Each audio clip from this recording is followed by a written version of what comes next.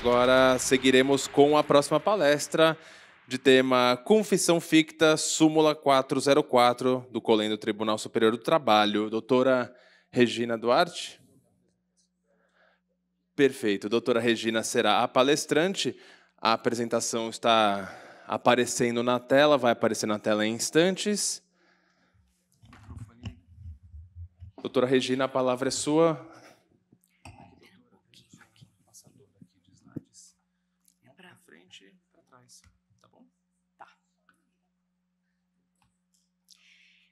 Boa tarde a todos.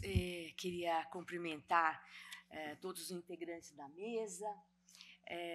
Agora, com a presença do nobre magistrado, não é? Mas, advogado.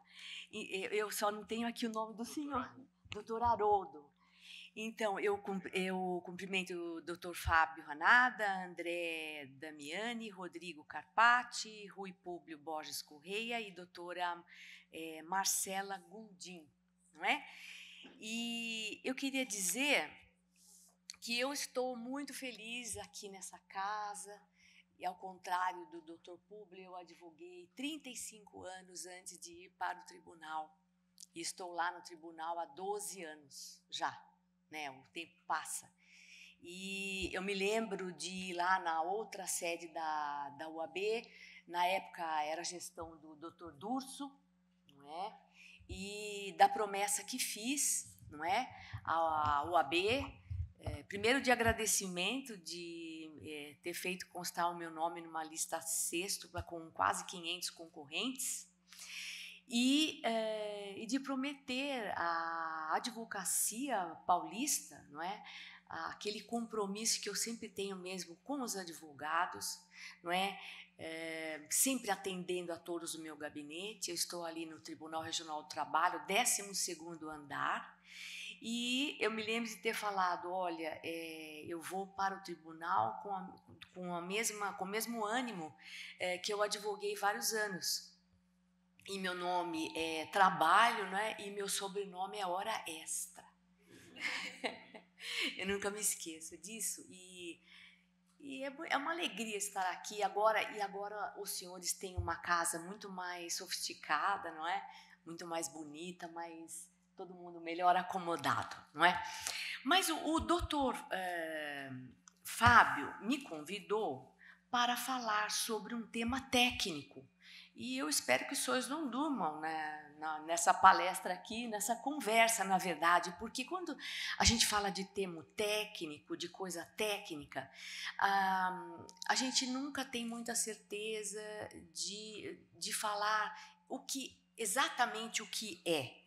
Porque você começa a pesquisar um tema e você vai verificar que são várias as correntes doutrinárias, as opiniões divergem, e aqui nós temos que fazer um cotejo entre o que pensam os civilistas, que são os senhores, eu penso que a maioria daqui, e o que pensam os advogados e os juízes que atuam na área do trabalho, não é? Então, o tema foi a análise dessa súmula, que é a súmula 404 do TST, e que trata de ação rescisória e do fundamento para invalidar confissão.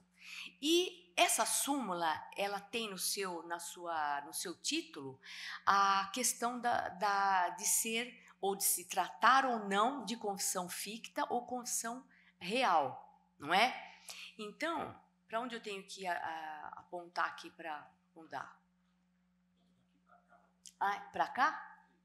Para lá? Para lá. Então já aprendi. Então, em primeiro lugar, nós vamos situar os senhores em relação ao teor dessa súmula, não é? O que dispõe essa súmula? Dispõe que o artigo 485, inciso 8º do Código de Processo Civil antigo, que já está antigo, né, de 1973, ao tratar do fundamento para invalidar a confissão como hipótese de rescindibilidade da decisão judicial, refere-se à confissão real, fruto de erro, dolo ou coação, e não à confissão ficta resultante de revelia. E o 485A dispõe que a sentença de mérito transitada em julgado pode ser rescindida quando? Aí vem o inciso 8º, dispondo quando houver fundamento para invalidar confissão, desistência ou transação em que se baseou a sentença. Bom, então, até aí, nós estamos tratando de uma súmula que foi editada antes da edição do Código de 2015, né, que é a gente diz o novo Código de Processo Civil, mas que já está velho também, né, porque nós já estamos no ano de 2023, mas que então é uma súmula que deixa muito claro que não requer um raciocínio, uma elucubração a respeito do que ela trata. Ela diz, olha, confissão aqui é só a confissão real, não é a confissão ficta. Vamos ver se eu acertei. Aí vem o novo Código de Processo Civil de 2015, que ao se referir à ação rescisória no artigo 966, não repete essa regra do artigo 485-8 do CPC. Então, eu coloco aí no slide que ela necessitaria de uma atualização. Essa atualização houve em 2016, o tribunal fez lá uma atualização, mas que eu entendi, salvo crítica, que eu também não posso ficar fazendo crítica, né, doutor Públio, para quem faz as súmulas no TST, para quem redige, mas vejam que ela se refere a mesma coisa, só que ela diz que quando a súmula 404 dispõe sobre essa questão da confissão, ela se referiu, ela põe no passado, se referiu à confissão real e não à confissão ficta. Tudo isso para nós concluirmos que, apesar dessa súmula se referir a um dispositivo de lei que já não existe mais aparentemente no novo Código de Processo Civil, ela não foi cancelada. Portanto, continua essa ideia em vigor. Ou seja, nós só vamos tratar de rescindibilidade quando o objeto for confissão, se a confissão se tratar de confissão real e não de confissão ficta. E, ademais disso, permanece a possibilidade de rescisão de decisão ou anulação de decisão de mérito, não é? Que agora não é mais sentença de mérito, mas o código é expresso em se referir a decisão de mérito, com fundamento em outros dispositivos do 966, não é? Igualmente aplicáveis subsidiariamente ao processo trabalho. E a rescisória continua também no artigo 836 da CLT, ou seja, a rescisória é plenamente aplicável ainda. Agora, quando a gente vai fazer pesquisa de doutrina, e se a gente utiliza o Código de Processo Civil, a gente tem que pesquisar nos civilistas. Então, dentre os mais ou menos 5, 6 autores que eu pesquisei, eu fui, em primeiro lugar, para o Cássio Scarpinella, que é da PUC, não é? E eu gosto da forma como ele entende o processo. Sempre ele vai lá na Justiça do Trabalho para falar para a gente sobre o processo, porque a gente está sempre aprendendo, não é? Porque o processo do trabalho é completamente diferente do processo civil. Nós temos um processo mais simplificado, um processo oral em que se privilegia demais a conciliação, não é? Então, o Scarpinella fala que a hipótese do 485-8 do antigo Código de Processo Civil sempre foi de ação anulatória e nunca foi de ação rescisória, né? Agora, a gente falar de anulatória na Justiça do Trabalho já é uma coisa assim meio diferente, né, Públio? Lá na nossa SDI, quando a gente julga as ações, a maioria das ações ou é mandado de segurança ou é ação rescisória. Difícil entrar uma anulatória, não é?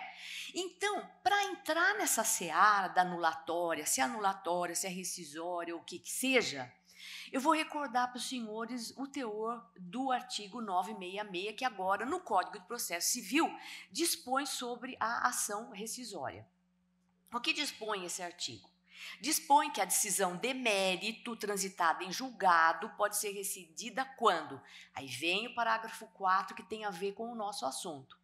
O parágrafo 4 dispõe que os atos de disposição de direitos praticados pelas partes ou por outros participantes do processo e homologados pelo juízo, bem como os atos homologatórios praticados no curso da execução, estão sujeitos à anulação nos termos da lei. Então, veja só, esse dispositivo se refere a atos de disposição de direitos em face de conflito de interesses, não é? São aqueles em que a parte abre mão da faculdade processual. Então, ela abre mão do reconhecimento quando ela faz o reconhecimento jurídico do pedido, ela abre mão da faculdade quando ela renuncia, ela abre mão quando ela transaciona ou quando desiste, não é? E esses atos de disposição são atos de declaração de vontade, não é? Que produzem efeitos imediatos com o fim de constituir, modificar ou extinguir direitos, à exceção da desistência, que sempre depende de homologação, certo? Então, pedindo aos senhores que rememorem sempre essa dicção do artigo 966, parágrafo 4º, nós vamos entrar, então, ficou esse impasse, porque o Scarpinella fala que quando for ato de disposição de direito, cabe anulatória, não é? Então, agora nós vamos ver o que é anulatória. Eu sei que os senhores já sabem, mas a gente vai só recordar. Né? O parágrafo 4º do artigo 966 guarda similaridade com o quê? Com o antigo 486 do Código de 1973, não é? O objetivo desse parágrafo 4º não é obter rescisão de coisa julgada material, não é? O objetivo é anular o ato praticado pelas partes em juízo, mesmo que não tenham sido homologados. Certo? E esses atos, eles têm que estar com algum vício. Os vícios alegáveis são os de direito: erro, dolo, coação, não é? Fraude. E a competência para anulatória sempre vai ser da primeira instância. E a rescisória nós sabemos que, pelo menos no nosso trabalho, nós entramos já direto no tribunal, né? Os prazos são aqueles prazos de prescrição e decadência do Código Civil conforme o vício, coação, tem que ir lá no Código ver quais são os prazos de prescrição e decadência. E, segundo o Scarpinella, o parágrafo 4º do 966 foi alocado nesse lugar no Código de Processos simplesmente para que, ao lermos o que é no caput o cabimento da rescisória, nós conseguíssemos distinguir perfeitamente onde cabe rescisória e onde cabe anulatória. Depois ele faz um desabafo no manual dele de processo, né, dizendo que ele acha mesmo que o legislador teve um pouco de receio de alocar o parágrafo 4º no capítulo que fala dos atos mesmo, né? Mas ele fica com essa, vamos dizer, deliberação oficial de que o parágrafo 4º está nesse local no Código de Processo para que a gente saiba o que é rescisão e o que é anulação. Para que a gente saiba quando cabe a anulatória e quando cabe a rescisória. E não foi, né? Não foi. Estou tentando aqui, gente. Ó. Foi. Então, agora, segundo jurisprudência que eu pesquisei, e foram várias, não é? Mesmo antes, então, da edição do novo Código de Processo Civil, não seria possível rescindir decisão de mérito, utilizando como fundamento para invalidar confissão, se a confissão fosse ficta, não é decorrente de revelia, mas somente de confissão real. Por que eu estou insistindo nessa questão dessa análise da jurisprudência? Porque existe uma controvérsia aí, não é? Se os senhores forem se aprofundar nessa pesquisa, os senhores vão ver que o assunto vamos dizer, como dizia o Carrion, estamos pisando em terreno movediço, né? Então, a súmula 404 do TST está em vigor, ela não está cancelada, ela se refere expressamente à confissão real e não à ficta. O novo código é expresso sobre a admissão de rescisória e não de anulatória, não é? Para declaração de nulidade por ausência de citação, pois não existe coisa julgada na sentença proferida em processo em que não se formou a relação jurídica apta ao seu desenvolvimento. Agora foi, né?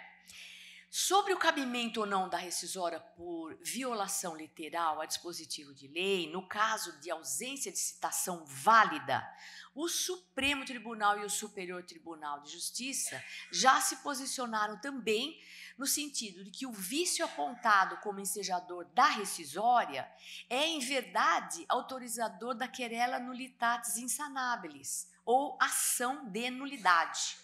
Esta que só é cabível para combater sentença proferida com nulidade ou inexistência de citação. A ação de nulidade, ela é muito diferente da anulatória e da rescisória, né? Ela é uma ação imprescritível, não é? E ela é específica para esse caso de inexistência de citação, porque ela vai focar justamente que a sentença ou a decisão de mérito é nula e que, portanto, o processo não existe. O processo é inexistente. Com a minha experiência no Tribunal Regional do Trabalho, eu nunca vi querela, né? Assim, eu não tenho essa experiência. Pode ser que o público ou outros magistrados tenham visto. E nesse tempo que eu tive, eu nunca vi. Agora, a anulatória, ela permite a anulação, então, dos atos praticados pelas partes quando não dependem de sentença, e a rescisória pretende a desconstituição de decisão transitada em julgado que diga respeito à questão de mérito. E a ação de nulidade, porque está ficando mais sensível aqui agora. E a ação de nulidade é aquela que eu disse, é mais restrita e é proposta perante o juízo que proferiu a decisão prevista como impugnação. Aí eu dou o exemplo da execução, mas não é exatamente o nosso exemplo aqui. Então, por que nós estamos falando tudo isso? Nós estamos falando de um dispositivo de lei do novo Código de Processo que não aparentemente recepcionou o 4858 do CPC antigo, mas que colocou no parágrafo 4º desse dispositivo que dispõe sobre a rescisória, sobre a possibilidade de anulação de atos de disposição de direitos. E esses atos seriam confissão, desistência e transação. Agora, aqui nessa plateia, o objetivo, eu imagino, seria a verificação de o que faz o advogado quando o reclamado não comparece à audiência, é aplicada a revelia, não é? E a pena de confissão ficta no caso, não é?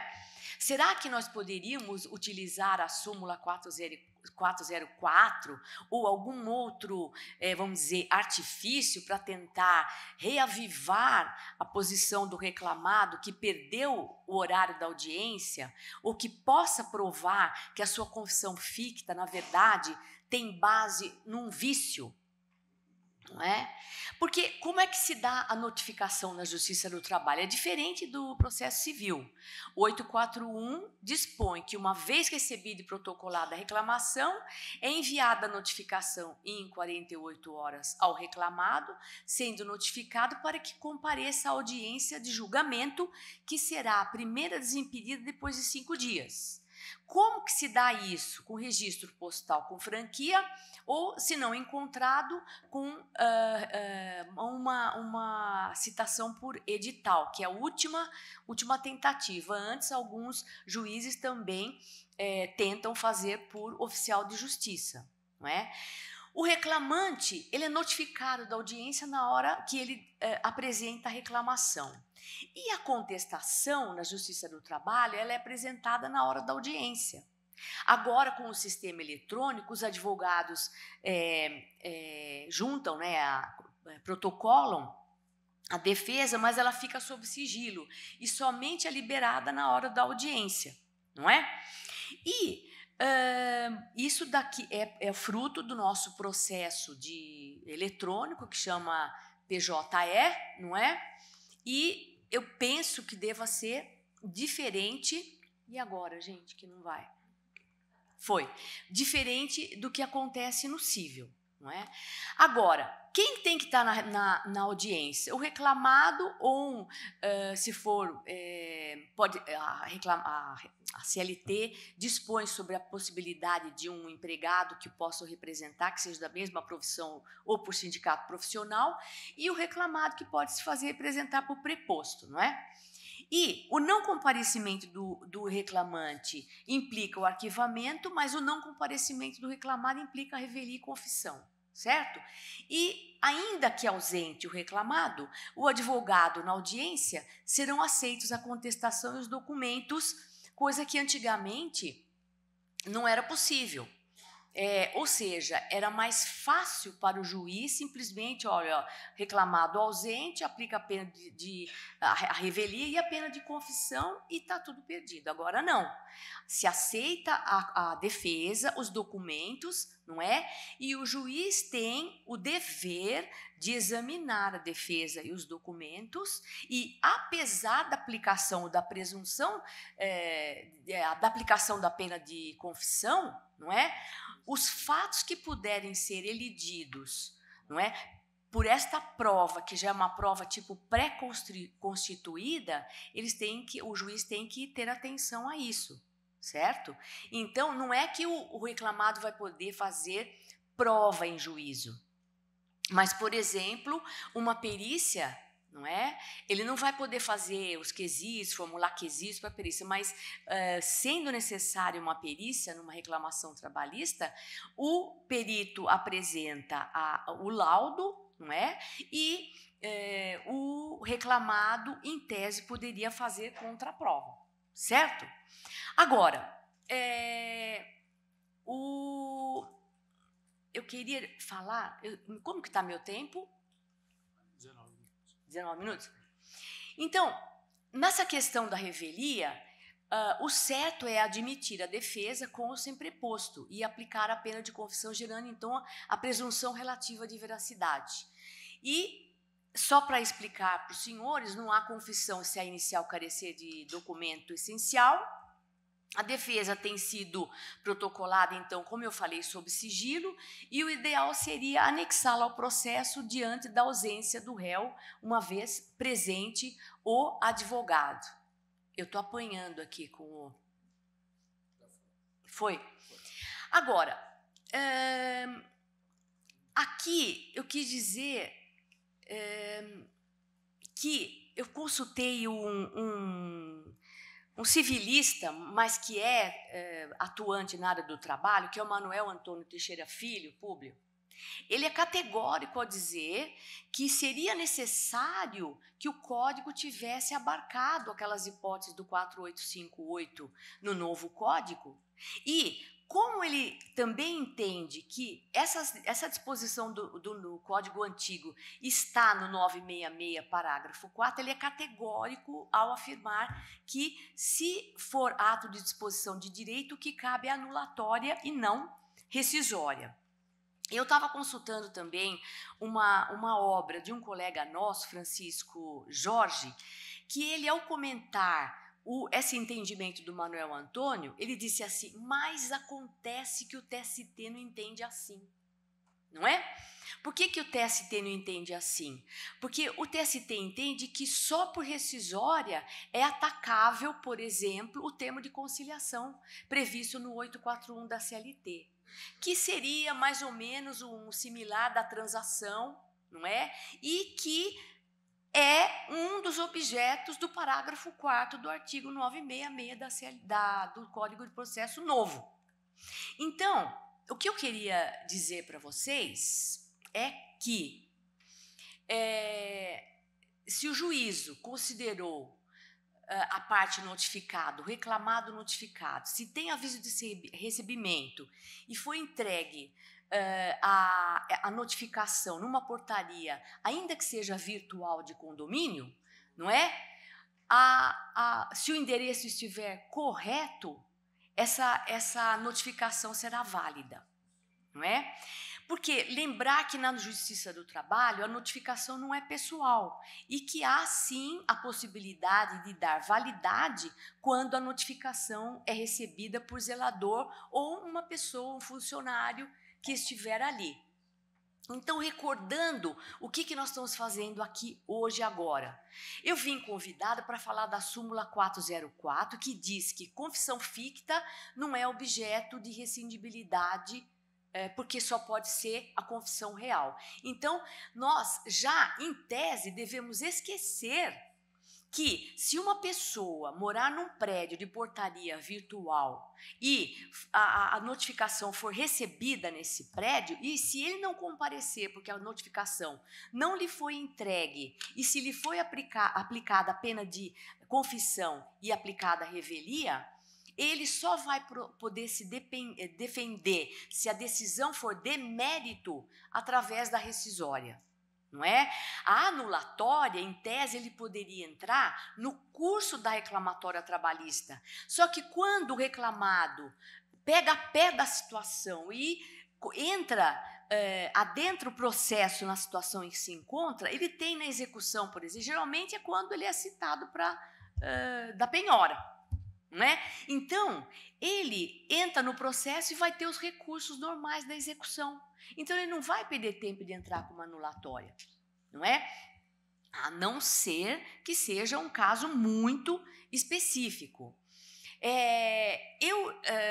Com uma certa experiência em condomínio, porque eu já estava falando aqui para o doutor que eu fui síndica do meu prédio quando o juiz podia ser síndico, né? Eu acho que essa questão da portaria virtual, porque veja bem, os contratos que são feitos com as empresas que monitoram as portarias virtuais, eu acho que eles têm que ter uma cláusula lá muito forte de, vamos dizer, responsabilidade das empresas, né? Não é, doutor? O senhor não concorda comigo? Para que elas entreguem a notificação para o interessado, porque a notificação do seu trabalho não é pessoal, fica lá na caixinha, não sei como que é no prédio de vocês, o meu ainda não é virtual, graças a Deus, porque eu sou velhinha, eu gosto de não nada virtual, né? Mas eu fico imaginando a minha filha virtual, chega lá, põe o dedinho, aí a moça, quem está falando, senhora, e não sei o quê, é aquela confusão, né? E não que eu seja contra a tecnologia nova ou contra a modernidade, né?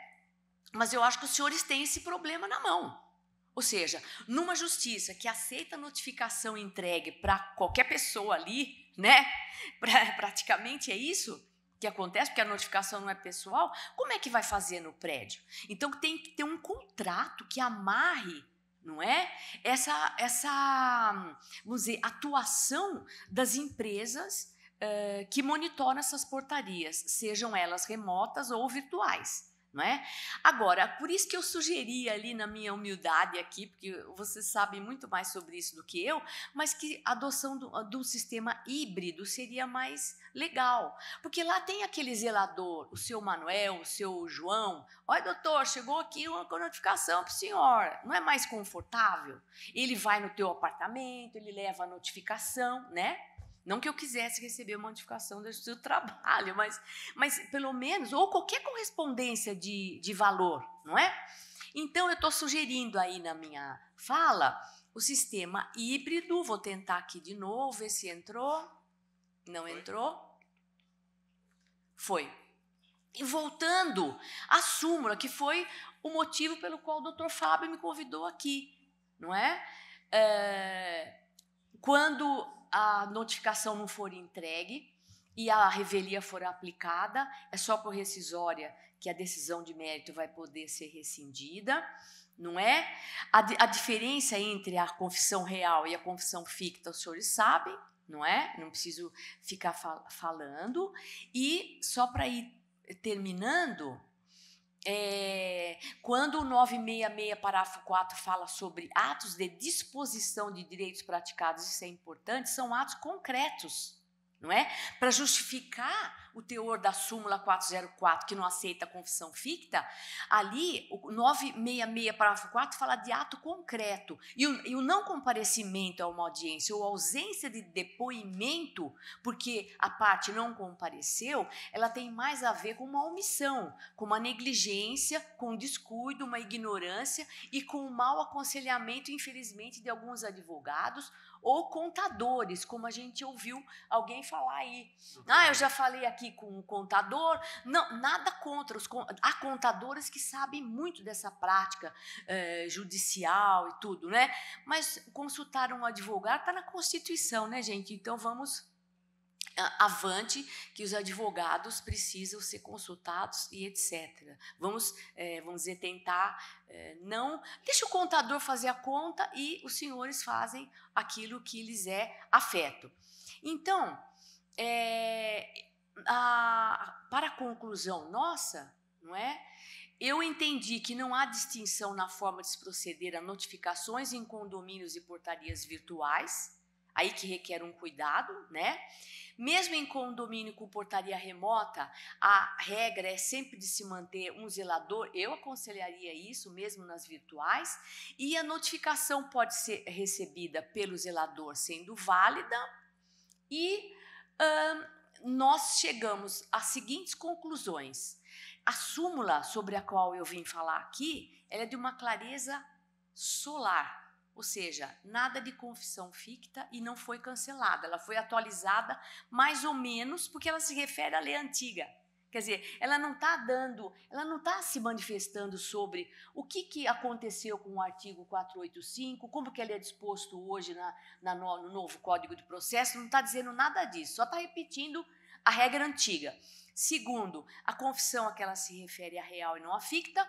Terceiro, quando houver fundamento para invalidar confissão obtida na ocorrência de erro, dolo ou coação, a ação adequada é anulatória, mas quando não houver decisão de mérito ou não tiver sido transitado em julgado ainda. Anulatória, na Justiça do Trabalho, eu acho que não pega muito, não é? E quando ele fica sabendo que vamos dizer, na Bacia das Almas, o reclamado entra no processo, ele vai se defender na execução. E lá ele pode, em consideração preliminar, em embargos, dizer, olha, eu não fui citado. E provar o vício, tentar provar o vício, fácil não é, né, doutor Haroldo? Mas tem que tentar, eu acho que é esse o caminho.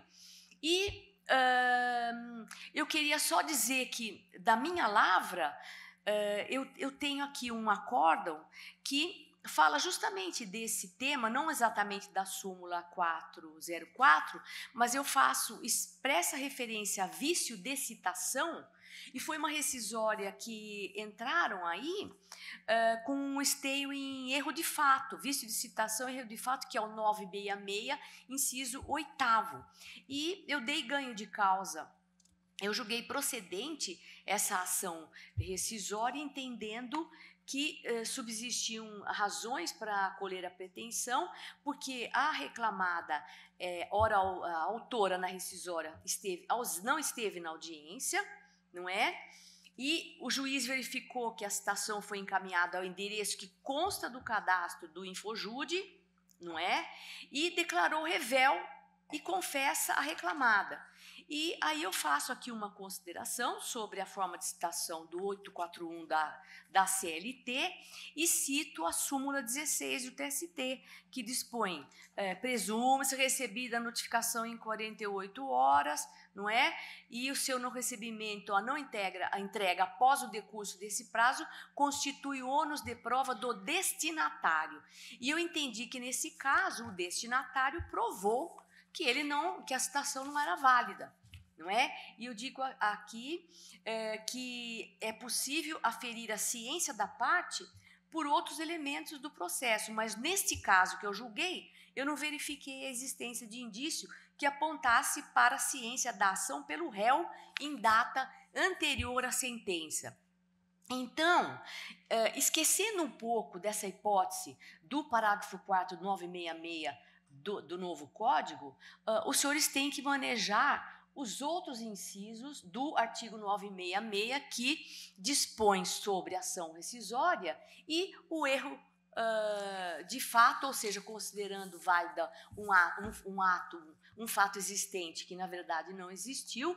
Os senhores vejam que eu, também com sempre uma veia de advogada, né, eu julguei a ação procedente, certo? E aí, logicamente, vai depender da linha que o juiz adota, de como que ele enxerga o mundo, não é? Eu, por exemplo, convivo super bem com o meu colega Públio, mas se eu tivesse que falar sobre os assuntos que ele falou, não é? Eu falaria de um pouco diferente, por exemplo, porque nós pensamos, nós temos uma outra visão sobre a forma de resolver os problemas. Eu penso uma coisa, ele pensa outra. Por exemplo, eu reconheço o vínculo com um motorista de Uber. Eu aposto que o Dr. Rui não reconhece, né? Entende? Então, são visões diferentes, não é? Eu estou querendo que haja uma legislação que proteja essas pessoas que trabalham 12, 15 horas por dia, para depois de tirar todo o dinheirinho lá do Uber, ficar com 5 mil para ter 3 filhos na faculdade, como é que faz, né? Então, depois, se vier a lei, eu vou aplicar a lei, entende? Então, é isso, gente. A rescisória é um assunto espinhoso, anulatória mais ainda na Justiça do Trabalho. Querela nulitatio, de que eu pessoalmente, eu não vi como juiz ainda na Justiça do Trabalho. E se o assunto é aquele que o doutor Fábio me convidou para falar da súmula 404, não existe possibilidade de confissão ficta, não é? De haver fundamento para rescindir sentença de mérito com base em confissão ficta. Essa foi a minha conclusão e eu fico à disposição dos senhores e agradeço a atenção.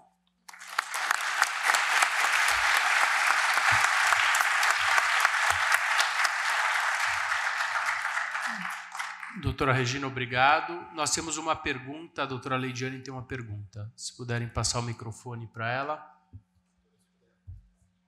Levanta a mão, doutora Leidiane. Veja logo que a senhora vai perguntar ainda. Ai, Rude, me ajuda, hein? Ai, meu Deus. Som. Obrigada. Boa tarde. Uma perguntinha simples. Eu sou lá de Vitória, nós temos enfrentado uma situação lá de forma bem recorrente, que é relacionada à confissão ficta do síndico, quando ele não conhece da matéria que está sendo discutida em audiência no momento do depoimento pessoal. E aí eu queria perguntar sobre isso, sabe? Porque é uma situação bem sui generis, a do síndico. Às vezes ele assume um mandato hoje, um síndico profissional, e tem uma audiência relacionada a um fato que aconteceu há 2 anos atrás. E aí a gente queria um caminho, né? Doutora, como? Leidiane. Leidiane, você veja como que é importante o advogado dominar a situação, né? Um bom advogado jamais deixaria uma situação dessa acontecer. Porque durante a minha vida profissional de advocacia, né, e eu advoguei com um ilustre professor em São Paulo, do professor Cássio Mesquita Barros, né, e ele ensinava isso para a gente, quer dizer, a gente tem que fazer daquela causa do cliente a causa da vida. Né? Então, veja, como que um síndico vai ser preposto numa audiência e desconhecer um fato que é tão grave a ponto de ser manifestado numa reclamação trabalhista, né, doutora Lidiane? Agora, pode acontecer. E se o síndico tem poderes para representar o condomínio, porque é ele que representa o condomínio, não é? Eu acho que se foi atribuída a confissão ficta e foi a pena de revelia, a revelia e a pena de confissão ficta, eu acho que não tem muita saída. Seria tentar a existência de algum vício, não é? Para depois uma rescisória. Ou tem um acordo, né, doutora? Porque é difícil, porque se existe a confissão ficta e se tiver decisão de mérito lá na frente, só por rescisória que poderia. Na minha pesquisa, eu não vi uma situação dessas, bem que você falou, vou chamar de você, porque é tão jovem, que é uma situação diferente, né? Eu eu não vejo saída, a não ser a rescisória mesmo. Viu? Quer responder?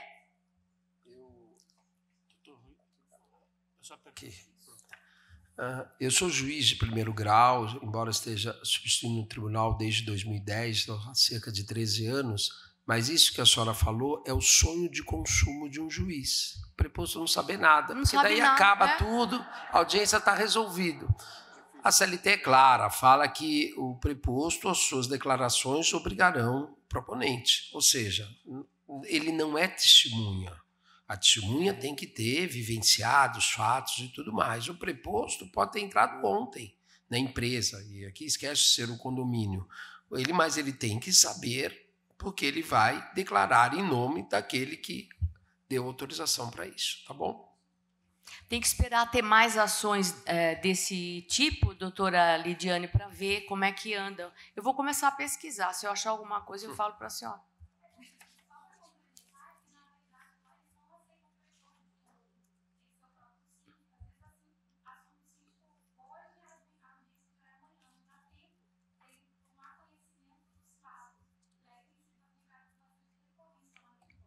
Mas é que está certo que eles não aceitam, porque é o síndico que é o representante legal do condomínio ou o subsíndico, na ausência do síndico, conforme vier disposto na convenção de condomínio, é isso? Eu acertei isso aí do condomínio. Né? Então, é difícil. Agora, se eu fosse advogada, eu tomaria muito cuidado com o contrato que eu faço com a empresa que vai manejar a portaria remota ou virtual. Eles que têm que ficar responsáveis, porque chega lá, eu perguntei, não sei para quem que eu estava estudando para vir aqui falar com vocês, e me falaram que é assim. Chega lá uma pessoa para entregar a correspondência, a responsável pela empresa de monitoramento faz o contato com essa pessoa que está ali fisicamente, né? E se não dá certo a comunicação ou qualquer coisa, tem uma caixinha, ele deposita ali, como é que é? Precisava ter, igual em filme americano, quando você entra no prédio que tem portaria virtual, porque esses filmes americanos não tem nem portaria, né? Tem aquelas caixinhas de correspondência e você teria que ter o cuidado de todo dia na sua caixinha, apartamento 111, vai lá e vê, né? Senão, como é que faz? Eu acho que vocês estão numa situação bem difícil. Obrigado, doutora. Perfeito, muito obrigado. Então, doutora Regina Duarte, a quem dedicaremos uma salva de palmas. Muito obrigado pelas suas explanações.